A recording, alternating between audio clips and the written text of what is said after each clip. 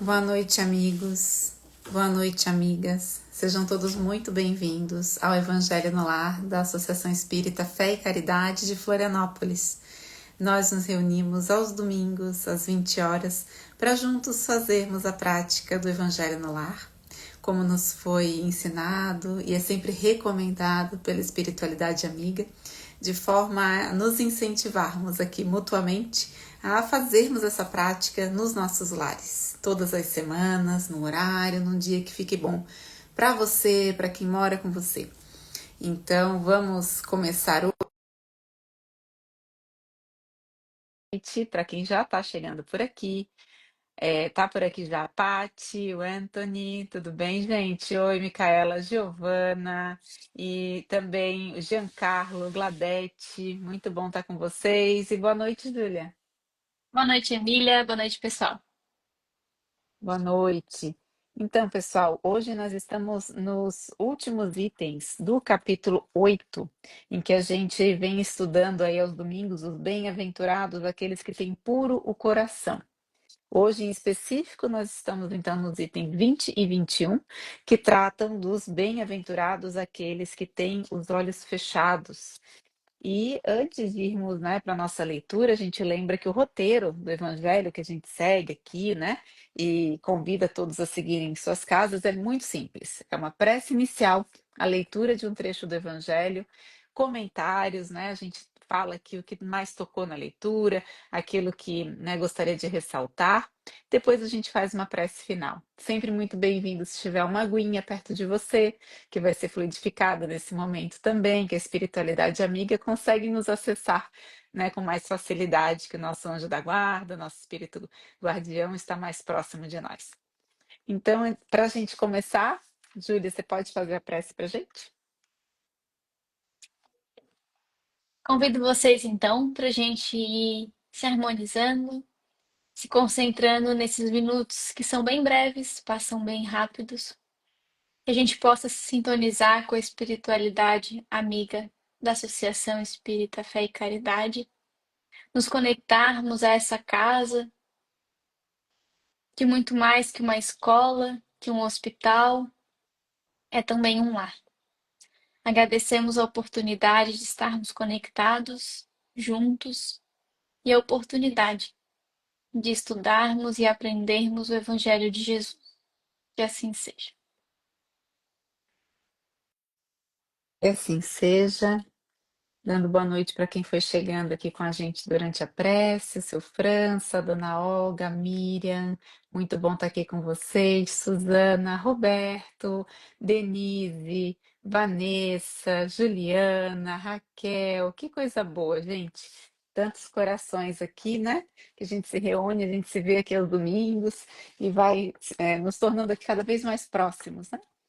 Então, vamos para a leitura. Lá no item 20, nós temos uma comunicação que chegou em Paris em 1863, do espírito Vianney, que está assinado como Cura d'Ars.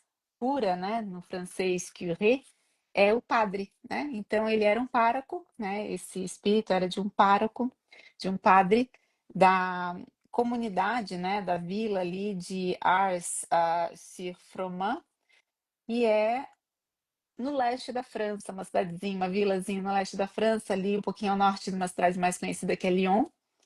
E é um espírito que foi depois, se não me engano, na década de 20, início do século 20, foi canonizado pela Igreja Católica, né? Então, o santo Vianney, né? É esse mesmo espírito aqui. Se comunicou algumas décadas antes desse fato.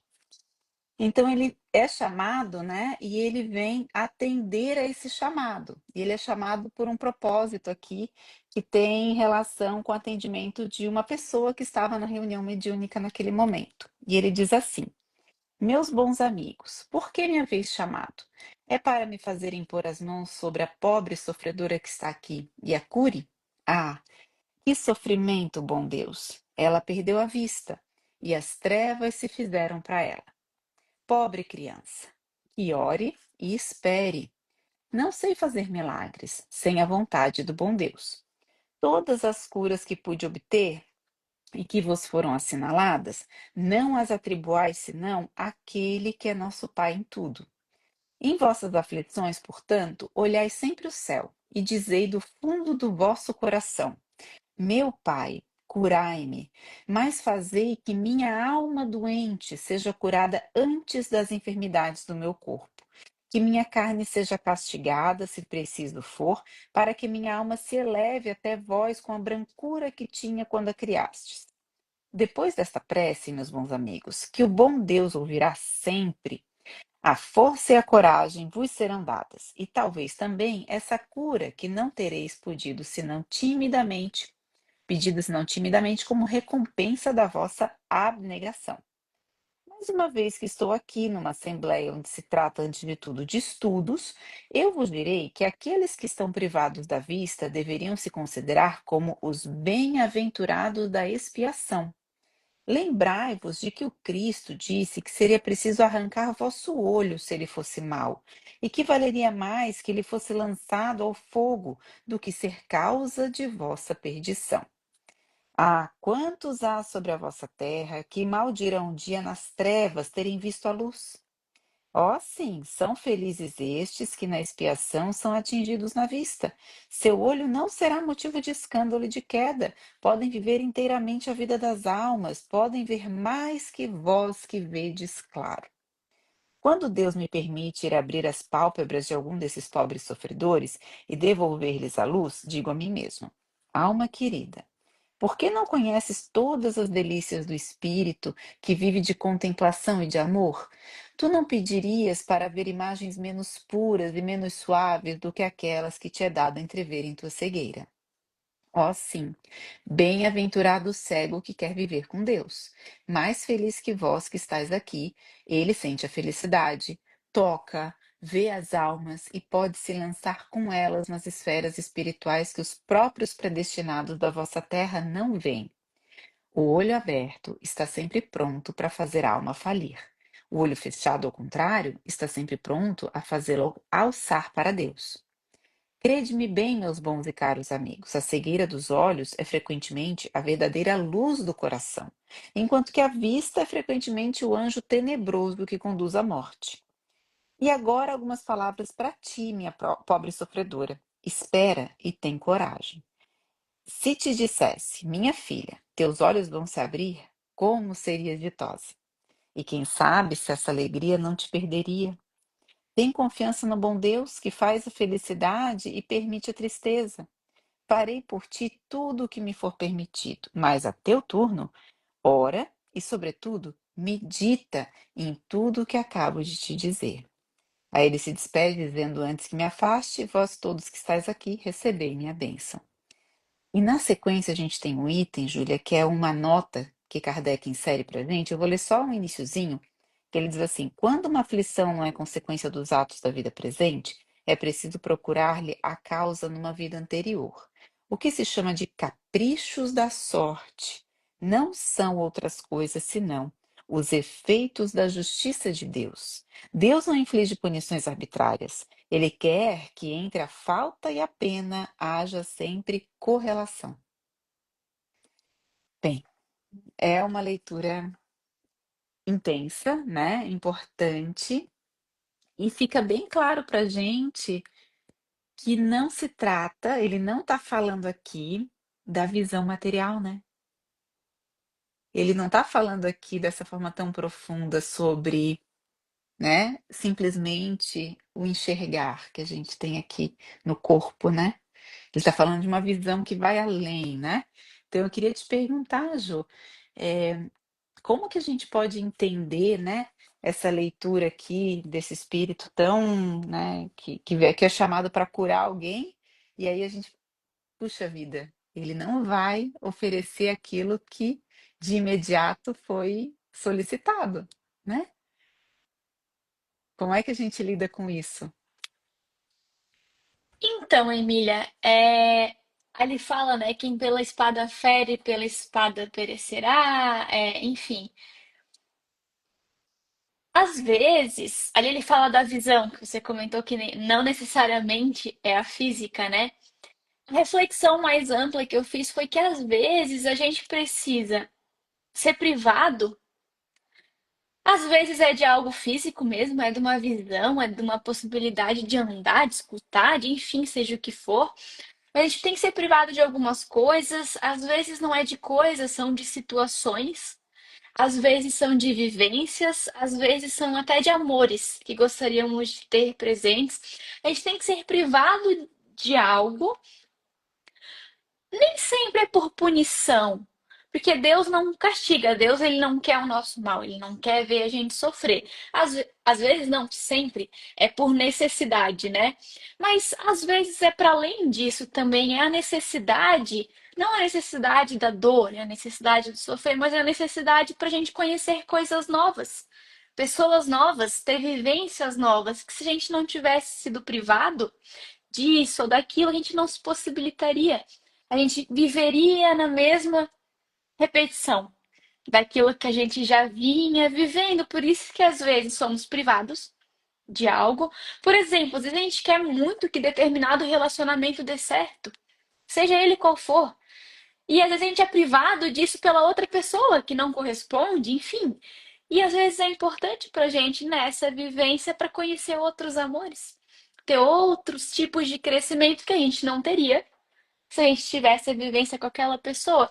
Então, às vezes, sim, são consequências das nossas escolhas do passado, seja dessa encarnação ou de outra, e que vem em forma de dor para a gente aprender, mas a visão que ele traz nesse texto é um pouco mais além.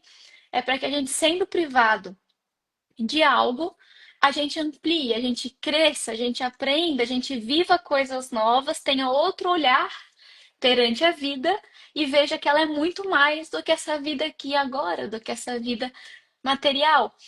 E o desafio, né, Emília, além de entender isso, as coisas que nos acontecem, é a gente agradecer porque isso nos aconteça. Acho que esse é o grande desafio. Dar graças, né? Em tudo dar graças, pois essa é a vontade de Deus, tá? Jesus disse, tá lá em Paulo, né? Então, em tudo, não só nas alegrias, mas nas privações, a gente também tem que aprender a interpretar a justiça divina. A gente sempre repete aqui, né, Emília? A gente não. O Evangelho sempre repete, Kardec sempre nos lembra. Deus é justo, Deus é bom, Deus é amoroso. A gente já entendeu isso, mas e agora? No dia a dia a gente entende a justiça divina já? Nas alegrias a gente entende, porque é fácil, né, Emília? Entender a justiça divina nas horas alegres e nas horas desafiadoras, de privações, que a nossa visão é retirada. Será que a gente já consegue contemplar essa justiça divina? Até tem um texto que eu queria compartilhar, mas eu vou deixar para o final ele, que fala um pouquinho sobre a justiça divina. Mas é um pouco disso, assim, Emília, a interpretação que eu fiz. A gente às vezes é muito literal na interpretação das passagens, principalmente de Jesus, né? E Jesus, ele, na verdade, o convite dele é outro, é que a gente amplie. Por isso, o Estudo do Evangelho Rede Vivo, que a Emília coordena, né? Para a gente ampliar essas interpretações. Então, retirar a visão não é só a visão física, é essa. Até onde mais eu posso ir? O que mais eu devo enxergar que eu não estou enxergando agora? Por que que essa visão foi retirada? O que que eu tenho que enxergar a mais? Foi essa interpretação que eu fiz. Não Muito sei bom, como é que tu Ju. interpretou, né, Emília? Eu interpretei por aí e também o que que a gente está fazendo com a visão que a gente tem, né?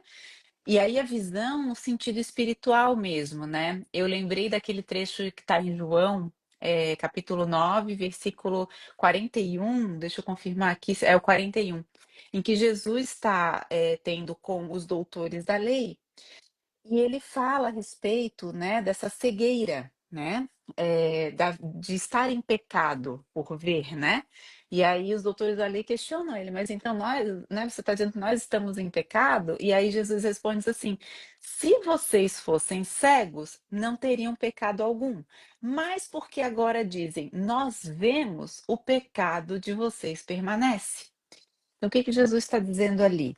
Pelo fato dos doutores da lei se dizerem ter o conhecimento das leis de Deus, né, e com esse conhecimento não estarem de fato agindo nessa lei, né, e nem compartilhando de uma maneira a incentivar os outros a agir nessa lei, é por isso que eles estavam em pecado. Porque se eles dissessem que somos ignorantes da lei de Deus, não compreendemos a lei de Deus, eles não teriam pecado, né?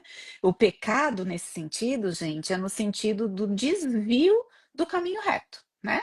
Pecado é né? Nós temos um alvo e nós erramos o alvo, né? Qual que é o nosso alvo em comum, todos nós? É seguir a lei de Deus, a lei de justiça, amor e caridade e evoluir, né? E aprendendo e desenvolvendo as virtudes e evoluir. Pelo fato deles terem algum conhecimento, mas não praticarem, esse é o pecado, é o desvio, né? É a cegueira espiritual, a cegueira da alma. Então aí eu parei para pensar também, né, Ju, onde é que a gente está, por vezes, desperdiçando essa visão, né? Que a gente tem essa visão, que a gente poderia usar dessa visão, mas a gente não está usando, né? A gente tem, às vezes, um conhecimento que não está sendo praticado. E o praticar, muitas vezes, é o simples esforço. Né? Ontem a gente estava na casa, na doutrinária de sábado, falando a respeito da lei áurea, da lei de ouro, né? Da regra de ouro que Jesus nos traz, que é a gente tratar o próximo como a gente gostaria de ser tratado, né? E isso começa por nós. Então, a gente primeiro tem que saber como a gente gosta de ser tratado, né? E começar tratando os outros da forma como a gente gostaria, claro que de uma maneira contextual, né? Então, naquela situação, naquelas condições, de que maneira eu gostaria de ser tratado, essa é a forma que eu deveria tratar o meu próximo, né? O meu outro, o meu irmão. Será que a gente faz isso? Sabendo disso, né? E não dá para nem dizer que a gente sabe disso há 2000 anos, porque essa regra, ela não veio com Jesus. Ela é muito anterior a Jesus, centenas de anos anterior a Jesus. Jesus apenas nos traz ela de uma maneira até mais, né, uma maneira afirmativa e nos responsabilizando ainda mais, porque a gente conhecia, né, no Egito Antigo, né, os antigos hebreus, né, os romanos e vários povos antigos conheciam ela um pouquinho diferente, assim. Se você não quer que faça para você, não faça para o outro. Era na negativa, né? Então, assim, é fácil às vezes a gente evitar, né, de fazer o mal, né? É mais fácil, pelo menos, do que fazer o bem. Né? Fazer o bem, e aí no Livro dos Espíritos, na questão 642, a gente tem a espiritualidade amiga nos ensinando que não basta não fazer o mal. A gente precisa fazer o bem.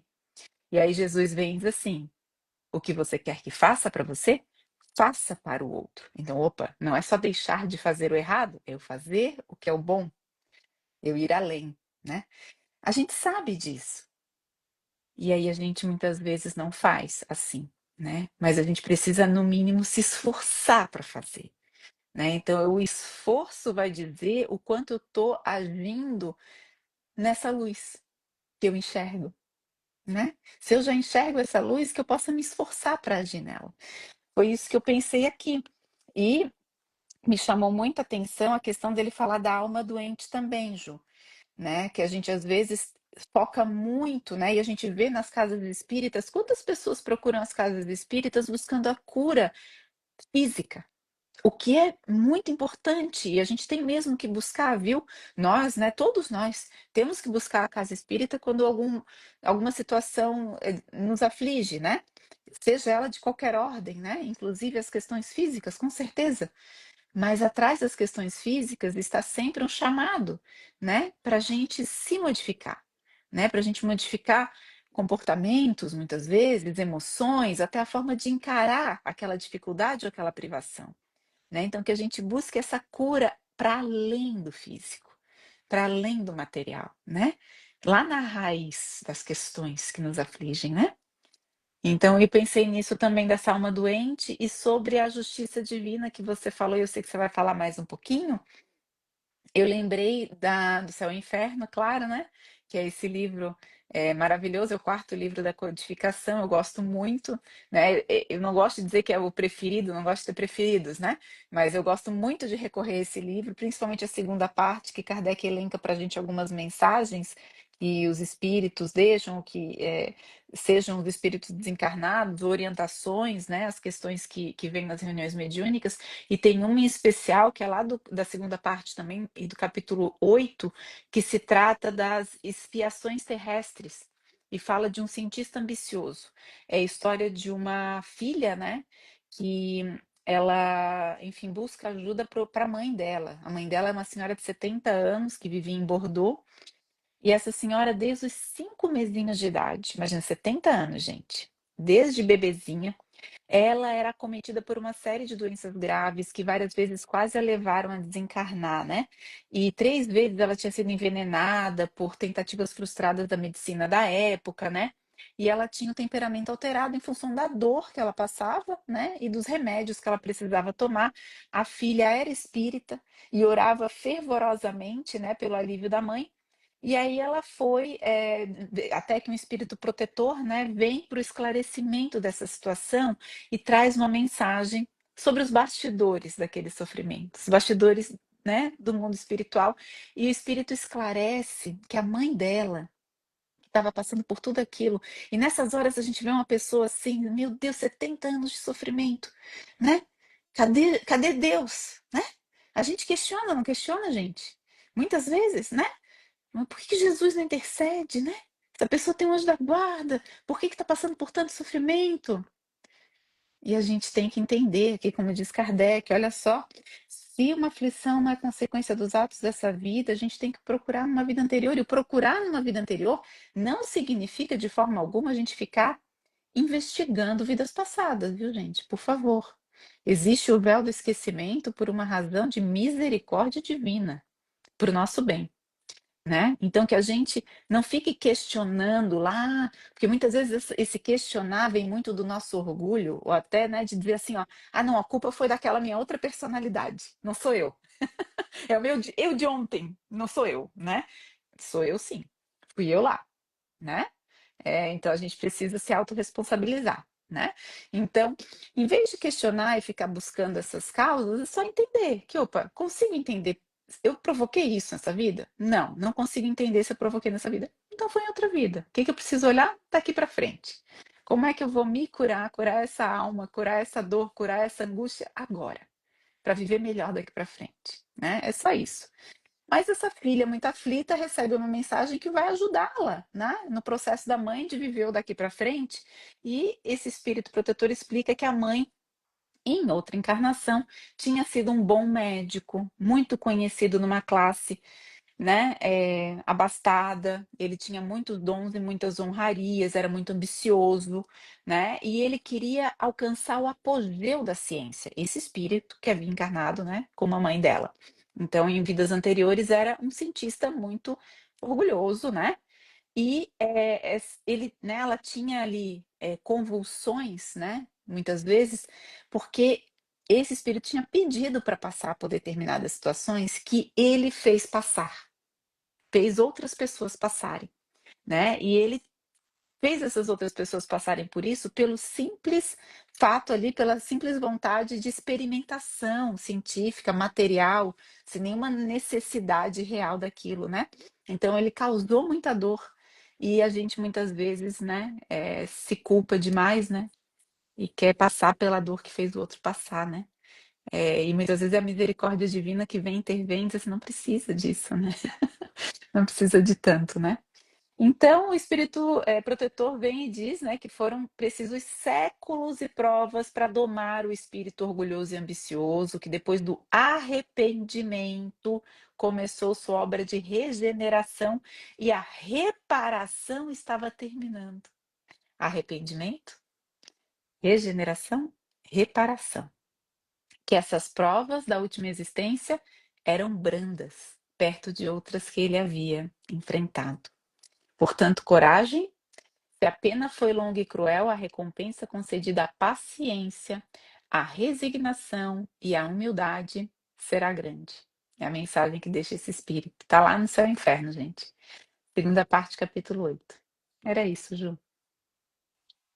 Emília, eu separei uma história também para contar, similar a essa, mas eu vou contar a história primeiro, depois eu falo, mas é nessa mesma linha. Às vezes é bom, né, Emília, a gente ver as histórias, outros exemplos, porque daí a gente consegue talvez perceber mais que o que acontece com a gente também é essa misericórdia divina agindo e a gente acha que não, que a gente está sendo punido, e é ao contrário. né? É a história, deixa eu ver onde é que tá. Tá no livro A Vida Escreve, de Valdo Vieira e Chico Xavier. É o item 20 que se chama O Merecimento. Ele conta a história de Saturnino, desculpa. Eu vou resumir aqui, tá? Mas ele era um trabalhador do bem. Ele trabalhava na casa espírita, ele era muito humilde, muito querido, todo mundo adorava ele, aquela pessoa boa mesmo, né? E aí, depois de anos, ele sofreu um acidente num maquinário e perdeu o dedão da mão. E ficou um pouco difícil de trabalhar, o sustento dele ele ficou um pouco mais difícil, claro, perdeu o dedo da mão. E aí o que aconteceu é que todo mundo que conhecia ele ficou se questionando: nossa, por que ele? Né? Justo ele que é uma pessoa boa, não fazia sentido tanta gente aí fazendo um monte de coisa errada, coisa ruim, tá ali sem ter consequência nenhuma. E ele mesmo não se questionou dessa forma, mas ele não, ele uma leve revolta, leve. Eles ainda descrevem na história. Ele não entendeu por que aquilo aconteceu com ele, né? Porque a gente sempre faz isso, né? Por que comigo? E aí ele trabalhava, ele participava de um trabalho mediúnico, e aí acho que na semana seguinte da recuperação dele, ele já estava trabalhando de novo, porque ele era um bom trabalhador na causa do bem, estava lá e aí um espírito amigo se comunica e fala sobre a situação, e eu vou ler para vocês. Vou resumir. O espírito fala assim: todas as dores decretadas pela justiça divina são aliviadas pela divina misericórdia, toda vez que nos apresentamos em condições para o desagravo. Você hoje demonstra indiscutível abatimento. Entretanto, não tem motivo. Quando você se preparava ao mergulho no berço terrestre, programou a excursão presente, excursão de trabalho, de reajuste. Acontece, porém, que formulou uma sentença contra você mesmo. Há 80 anos era você poderoso sitiante no litoral brasileiro. E certo dia, porque pobre empregado enfermo não lhe pudesse obedecer, você, com as próprias mãos, obrigou-o a triturar o braço direito no engenho rústico. Por muito tempo no plano espiritual, você andou perturbado, contemplando mentalmente o caldo de cana enrubescido pelo sangue da vítima. Por muito tempo, o espírito fala. E aí ele finaliza. Você implorou existência humilde, em que viesse a perder no trabalho o braço mais útil. Mas você, Saturnino, desde a primeira mocidade, ao conhecer a doutrina espírita, tem os pés no caminho do bem aos outros. Você tem trabalhado, esmerando-se no dever. Não estamos aqui para elogiar, porque você continua lutando. E o plantio disso ou daquilo só pode ser avaliado em definitivo por ocasião de colheita. Sem, porém, que hoje, por débito legítimo, você deveria perder todo o braço, mas perdeu só um dedo.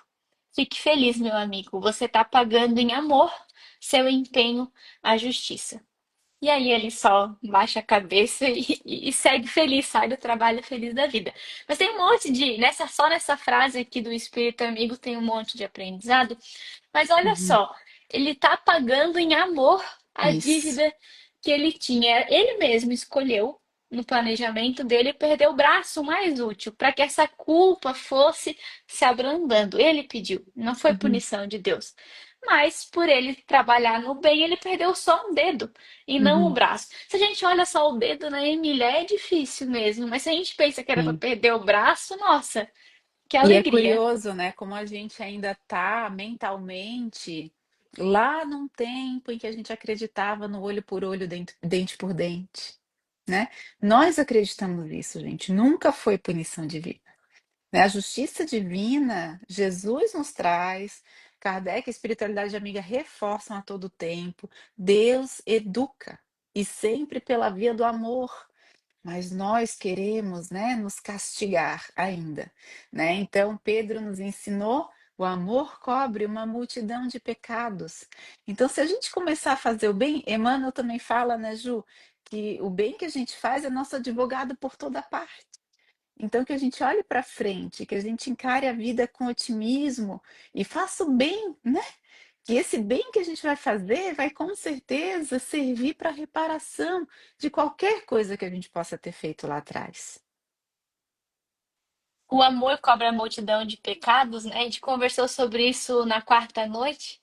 É um ato de amor pequeno cobre uma multidão de pecados, da gente pra gente mesmo. Então, uma coisa pequena no bem, a gente pode pagar hoje, o termo que a gente está acostumado a usar, pagar, né? Só para fins didáticos, não é pagar, mas em serviço, em trabalho, às vezes duro, árduo, mas a gente consegue pagar em serviço algo que lá atrás a gente plantou com sangue, com guerra, com coisas muito piores. Então acho que essa é a alegria de seguir Jesus, né, Mira? De tentar seguir Jesus, a gente vê isso, que com o trabalho, com o amor, a gente consegue ir quitando essas dificuldades que ainda existem dentro da gente, né? Acho que tu que comentou hoje em conversa nossa, Emília. Em trabalho eu já consigo me trabalhar, então trabalhando a gente se trabalha, ajudando os outros a gente se ajuda. E para finalizar minha participação hoje, eu queria ler o texto que eu comentei sobre a justiça divina, bem rapidinho.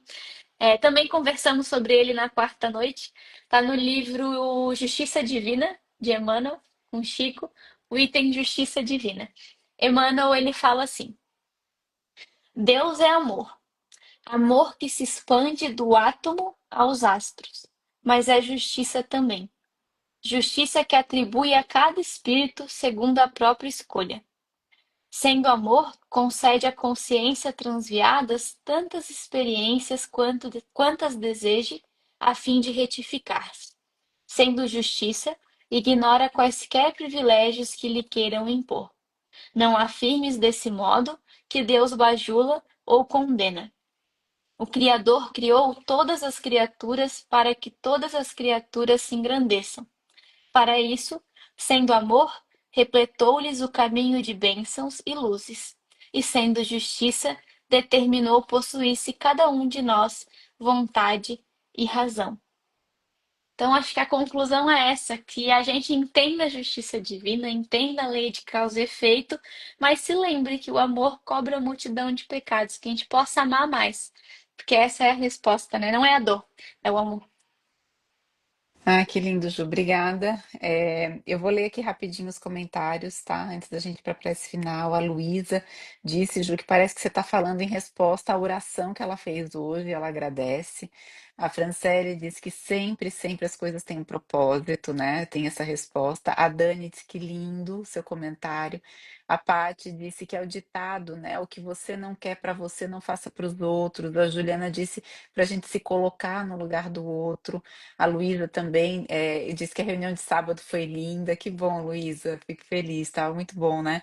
A Aninha disse que quando o texto diz sobre aquele que viu a luz e maldiz depois, né? Que a gente pensei bem nisso, sobre os que têm o conhecimento intelectual, têm a responsabilidade e escolhem não seguir, né? É mesmo, Ninha. A Suzana disse que que quando algo difícil nos acontece, nos cabe perguntar: o que eu preciso aprender com isso? É mesmo. A Aninha completa ali a pergunta da Suzana: qual o convite e desafio para evoluir, né? Que a gente tem que fazer essas perguntas para as situações, né? Que às vezes nós imploramos por passar por situações aflitivas para poder espiar mais rapidamente. E a Aninha também diz que os espíritos que auxiliam no planejamento reencarnatório aconselham e ajudam para que o fardo não seja maior do que nós podemos carregar. A Franciele disse que é emocionante, a Aninha diz que lindas histórias, o Giancarlo agradece, Franciele diz que bênção a live de hoje, é mesmo, uma delícia estar com vocês, gente. O seu França agradece também a reflexão e os textos e diz que nós precisamos aprender a enxergar com a visão da alma. O seu França também tem votos de uma boa semana, abençoada a todos, a Miriam e a Gladete também. Muito bom estar aqui com vocês, amigos. Então vamos para a nossa prece final? Vamos continuar aqui de corações entrelaçados, ampliando a nossa visão, incluindo-nos todos num grande salão, na nossa Associação Espírita Fé e Caridade. Que esse evangelho permaneça conosco ao longo da semana e nós possamos estar atentos à visão do nosso espírito, O que vemos, o que sentimos, como estamos colocando em prática aquilo que sabemos, aquilo que Jesus já nos ensina, que já conseguiu tocar os nossos corações, que a gente possa levar a ação através do amor, olhando o próximo, olhando as pessoas que convivem conosco, em casa, os nossos familiares, e prestar atenção nos pequenos gestos, que a gente possa ter palavras amigas, que a gente possa ter gestos de carinho, olhares de amor para todos. Que assim seja. Obrigada, Emília. Obrigada, pessoal. Até domingo que vem. Até.